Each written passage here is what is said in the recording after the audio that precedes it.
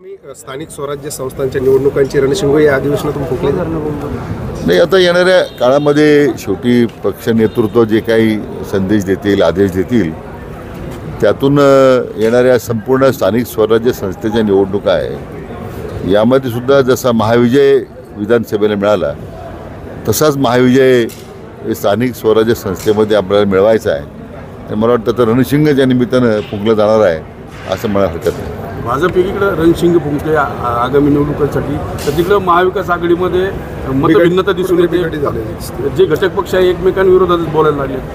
असं एक मी तुम्हाला आठवत असेल, मी सुरुवातीपासून म्हटलं होतं, सुरुवातीला जेव्हा महाविकास आघाडीच्या बद्दलची घोषणा झाली निवडणुकीपूर्वी, त्यावेळी म्हटली महाविकास आघाडीची बिघाडी व्हायला वेळ लागणार नाही, कारण हे काही भूमिका आहे, काही तत्व आहे, त्यासाठी एकत्र आलेलं नाही आहे. हे राज्यामध्ये अनेक प्रकारे सत्तेमध्ये येण्यासाठी यांची धडपड होती. मग कोणी हिंदुत्व सोडलं, कोणी आपल्या विचारधारेला फारकत देऊन, त्यामुळे हे फार काळ टिकणारं नव्हतं. आणि म्हणून सत्ता गेल्याबरोबर मला वाटतं त्यांचे ते जे मतभेद आहेत ते आता समोर यायला लागलेले आहेत. काँग्रेस उबाटाबद्दल बोलत आहे, उबाटा राष्ट्रवादीबद्दल चर्चा करत आहे. मला वाटतं जनतेला जो फसवण्याचा धंदा त्यांनी केला लोकसभेला, 2019ला जनतेचा आधार युतीलाच होता. मात्र भारतीय जनता पक्षाच्या पाठीमध्ये खंजीर खुपसून ह्या सगळ्या तिन्ही पक्षांनी सत्तेच्या लालसाबाई सत्ता स्थापन केली आणि लोकसभेला निगेटिव्ह नॅरेटिव्हवर त्यांनी विजय संपादन केला, परंतु तो नॅरेटिव्ह विधानसभेला चालला नाही. आणि त्यामुळे आता सत्तेत आपण आलो नाही.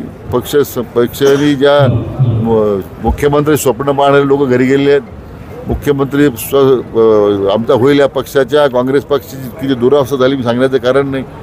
त्यामुळे मला वाटतं हे काही सत्तेशिवाय जगू शकत नाही.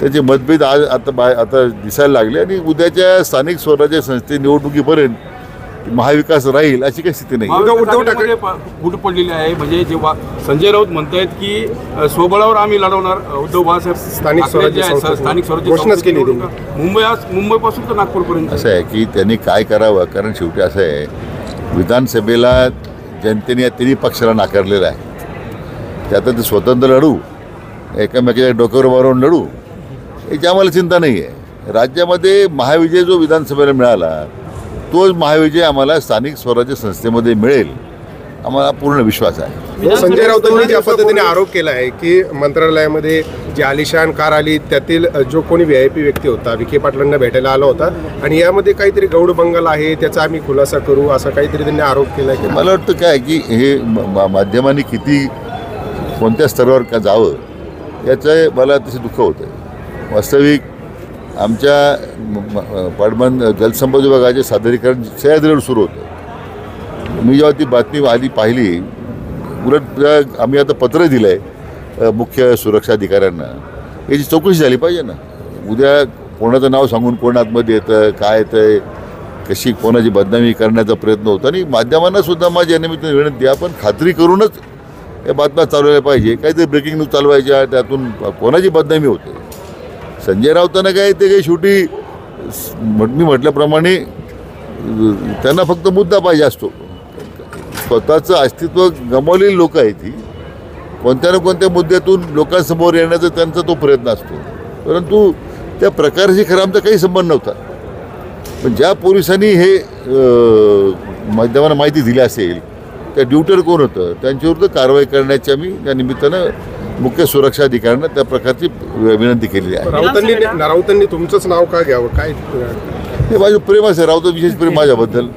शेवटी असं आहे की मी मागे म्हटलं की त्यांचं मानसिक संतुलन बिघडलेलं आहे आणि त्यामुळे मला वाटतं त्याचंच एक हे माझ्यावर आरोप करणं, त्यामुळे त्याचंच एक उदाहरण असलं पाहिजे.